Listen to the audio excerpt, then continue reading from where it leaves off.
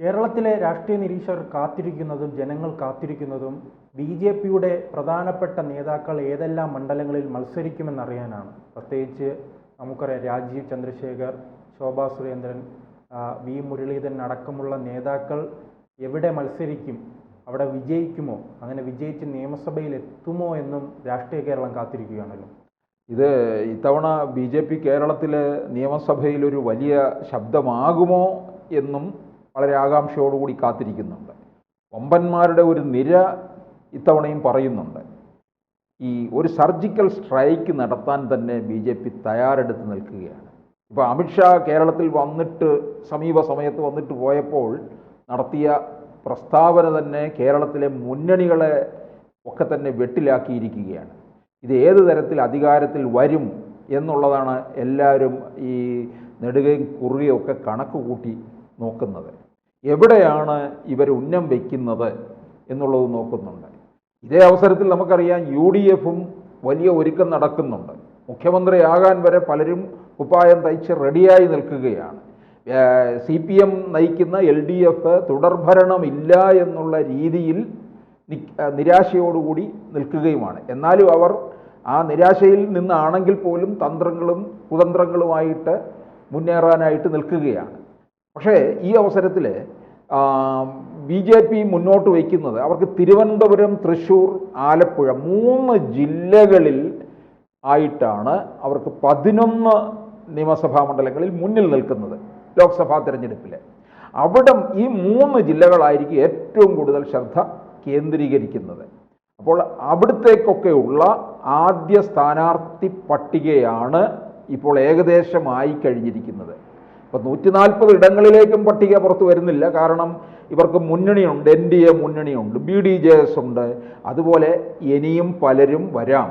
അങ്ങനെയുള്ള ഒരു കണക്കുകൂട്ടലിലാണ് ഇരിക്കുന്നത്. കാരണം LDF-ലും UDF-ലും അതൃപ്തിയോടുകൂടി നിൽക്കുന്നവരൊക്കെ ഉണ്ട്.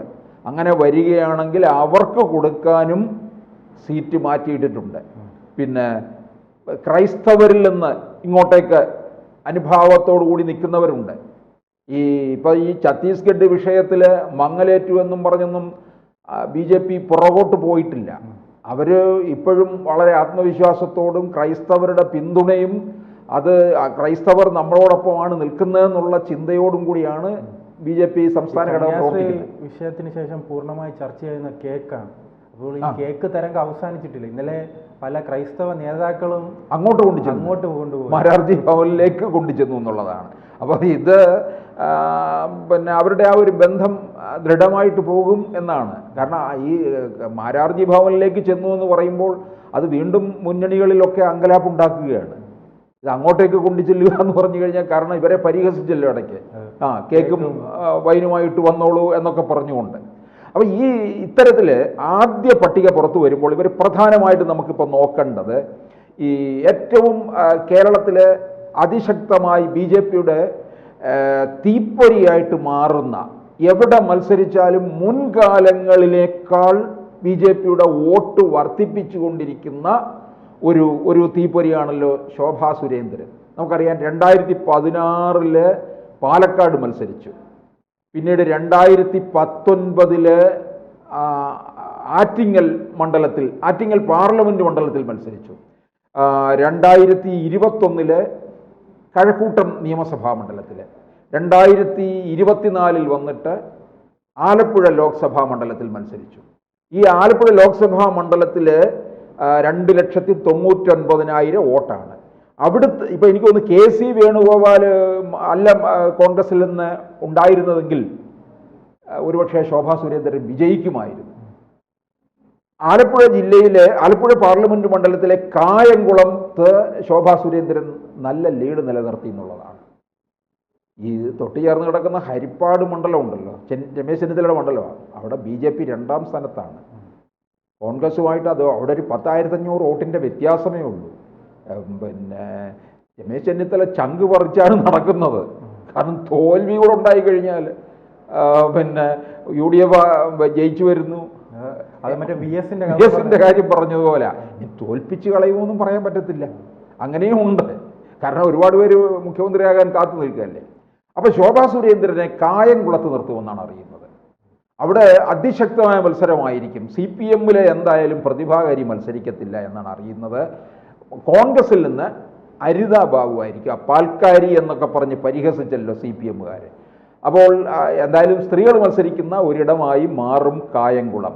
അടുത്തത് നമുക്ക് വരേണ്ടത് രാജീവ് ചന്ദ്രശേഖർ. BJPയുടെ സംസ്ഥാന അധ്യക്ഷനാണ്. രാജീവ് ചന്ദ്രശേഖറിൻ്റെ മത്സര ഇടം തിരുവനന്തപുരം തന്നെയാണ്. തിരുവനന്തപുരം പാർലമെൻറ്റ് മണ്ഡലത്തിൽ മത്സരിച്ച് 16,000 വോട്ടിന് മാത്രമാണ് തോൽവി ഉണ്ടായത്. നേമം മണ്ഡലം ഇവർക്ക് തിരിച്ചു പിടിക്കണം. അതിനു വേണ്ടിയാണ്. കാരണം നേമം മണ്ഡലത്തിലും ഇതുപോലെ രാജീവ് ചന്ദ്രശേഖർ വലിയ ലീഡ് നിലനിർത്തിയതാണ് 22,000 വോട്ടിൻ്റെ. പിന്നെ നല്ല RSS ശാഖകളൊക്കെ ധാരാളമുള്ളത്. അപ്പോൾ RSS പ്രവർത്തനങ്ങളും ഒക്കെ നന്നായിട്ട് അവിടെ നടക്കും. പിന്നീട് വാർഡുകളൊക്കെ തന്നെ BJPക്ക് അനുകൂലമായിട്ട് നിൽക്കുന്നതാണ്. തിരുവനന്തപുരം നഗരസഭയിൽ BJP ഭരണത്തോടടുത്ത് നിൽക്കുകയാണല്ലോ. അപ്പോൾ രാജീവ് ചന്ദ്രശേഖരനെ ഇറക്കിക്കൊണ്ട് ഇത് തിരിച്ചു പിടിക്കുക. കഴിഞ്ഞ തവണ 2021 ശിവൻകുട്ടി 4,000 വോട്ടിന് താഴെ മാത്രമാണ് ഭൂരിപക്ഷം കിട്ടിയത്. അപ്പോൾ ഇനിയിപ്പോൾ ഭരണവിരുദ്ധ വികാരം നോക്കണം നമ്മളെല്ലാ ഇടങ്ങളിലും.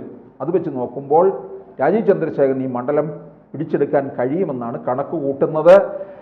പിന്നീട് നമുക്ക് വരേണ്ടത് MT രമേശാണ്. BJPയുടെ സംസ്ഥാന അധ്യക്ഷ പദവിയിലേക്ക് വരെ പേര് പരിഗണിക്കപ്പെട്ടവരിൽ ഒരാളാണ്. ഇപ്പോൾ അദ്ദേഹം ജനറൽ സെക്രട്ടറിമാരിൽ ഒരാളാണ്. 4 പേരാണല്ലോ ജനറൽ സെക്രട്ടറിമാരുള്ളത്. അദ്ദേഹത്തെ തൃശ്ശൂർ പാർലമെൻറ്റ് മണ്ഡലത്തിലെ ഏതെങ്കിലും ഒരു നിയമസഭാ മണ്ഡലത്തിൽ, അദ്ദേഹത്തിന് നല്ല RSS ബന്ധമുള്ള ആളാണ്. തൃശ്ശൂരിൽ സുരേഷ് ഗോപി 75,000-ന് മുകളിൽ ഭൂരിപക്ഷം ഉണ്ടായിരുന്നു. അപ്പോൾ ഇതൊക്കെ ഒരു അനുകൂല ഘടകമായിട്ടുള്ള സാഹചര്യത്തിൽ MT രമേശിൻ്റെ ശബ്ദവും നിയമസഭയിൽ വേണമെന്ന് കേന്ദ്ര നേതൃത്വം കണക്ക് കൂട്ടുന്നു. അതുപോലെ തന്നെ പ്രഗത്ഭനായിട്ടുള്ള ആളാണ് മുൻ കേന്ദ്ര സഹമന്ത്രിയും BJPയുടെ സംസ്ഥാന അധ്യക്ഷനുമായിരുന്ന V മുരളീധരനെ കഴക്കൂട്ടത്ത് മത്സരിപ്പിക്കുക. 2016 കഴക്കൂട്ടത്ത് നിർത്തിയതായിരുന്നു. പിന്നെ 2024 ആറ്റിങ്ങൽ പാർലമെൻറ്റ് മണ്ഡലത്തിലും മത്സരിപ്പിച്ചു. പലയിടങ്ങളിലും 1ാം സ്ഥാനത്തല്ലേ. അപ്പോൾ കാട്ടാക്കടയിൽ നല്ല ലീഡല്ലേ BJPക്ക് കിട്ടിയിട്ടുള്ളത്. അപ്പോൾ ഇവിടെ മുരളീധരനെ കൊണ്ടുവരിക. പിന്നെ മറ്റൊരു പ്രധാനപ്പെട്ട ഫേസ് എന്ന് പറയുന്നത് ഷോൺ ജോർജാണ്. BJPയിലെ ക്രൈസ്തവ മുഖം. ഷോൺ ജോർജ് ആവശ്യപ്പെടുന്നത് പൂഞ്ഞാർ തന്നെ വേണമെന്നാണ്. അവർക്ക് താല്പര്യം, കാരണം അവരുടെ മണ്ണാണ്. പക്ഷേ കുട്ടനാടും പറയുന്നുണ്ട്. കുട്ടനാടാകുമ്പോഴേ അവിടെ ഈഴവ വോട്ടുകൾ ധാരാളമുണ്ട്. പിന്നെ ക്രൈസ്തവ വോട്ടുമുണ്ട്. ക്രൈസ്തവ വോട്ടുകൾ അങ്ങനെ ബഹുഭൂരിപക്ഷമൊന്നും ഇല്ലെന്നാണ് ഇപ്പോൾ വെള്ളാപ്പള്ളി പറയുന്നത്. ഒരു കെട്ടുവള്ളത്തിൽ കയറാനുള്ള ആളൊക്കെ ഉള്ളൂ എന്നൊക്കെയാണ് പറയുന്നത്. പിന്നെ ഇവരുടെ വോട്ടുണ്ട്, SNDPയുടെ വോട്ടുണ്ട്. അത് ഇപ്പോൾ ശോഭാ സുരേന്ദ്രൻ ആലപ്പുഴയിൽ പിടിച്ചില്ലേ, അതൊക്കെ ഇങ്ങോട്ടേക്ക് കിട്ടാനുള്ള സാധ്യതയുണ്ട്. ഷോൺ ജോർജിന് വിജയം ഉറപ്പായിട്ടുള്ളതാണ് കുട്ടനാടെന്ന് കണക്ക് കൂട്ടുന്നുണ്ട്. ഇപ്പോൾ അവിടുത്തെ NCP ആണ്, തോമസ് കെ തോമസ് ആണ് അവിടുത്തെ MLA. അപ്പം ഇത് ഈ വമ്പന്മാരുടെ, അതുപോലെ തന്നെ വട്ടിയൂർക്കാവിലും ഇവർക്ക് പ്രധാനപ്പെട്ട ഇടമാണ്. അവിടെ വട്ടിയൂർക്കാവിൽ പത്മജനുണ്ട്, കൃഷ്ണകുമാറിൻ്റെ പേര് പറയുന്നുണ്ട്. ഇതിലേതായിരിക്കും എന്നുള്ളത് മാത്രമേ ഇനിയിപ്പോൾ അന്തിമമായിട്ട് തീർച്ചപ്പെടുത്തേണ്ടതുള്ളൂ. ബാക്കി എല്ലാവർക്കും MT രമേശിന് തൃശ്ശൂരിലെ ഏതെങ്കിലും ഒരു മണ്ഡലം, ബാക്കി ശോഭാ സുരേന്ദ്രന് കായംകുളം, രാജീവ് ചന്ദ്രശേഖർ നേമം, മുരളീധരൻ കഴക്കൂട്ടം, ഷോൺ ജോർജ് പിന്നെ പൂഞ്ഞാർ, കുട്ടനാട് എന്നിടങ്ങളിലായിരിക്കും ഏതെങ്കിലും ഒരു മണ്ഡലം. വട്ടിയൂർക്കാവിലെ പത്മജയോ കൃഷ്ണകുമാറോ ആയിരിക്കും എന്നാണ് അറിയുന്നത്. അപ്പോൾ ഇത് ആദ്യ ഒരു പട്ടിക മാത്രമാണ്, വിജയം ഉറപ്പായിട്ടുള്ള ഇടങ്ങളിലെ മാത്രം. കൂടുതൽ വാർത്തകളും വിശേഷങ്ങളും നിങ്ങളിലേക്ക് എത്താൻ ABC മലയാളം സബ്സ്ക്രൈബ് ചെയ്യുക, ബെൽ ബട്ടണും അമർത്തുക.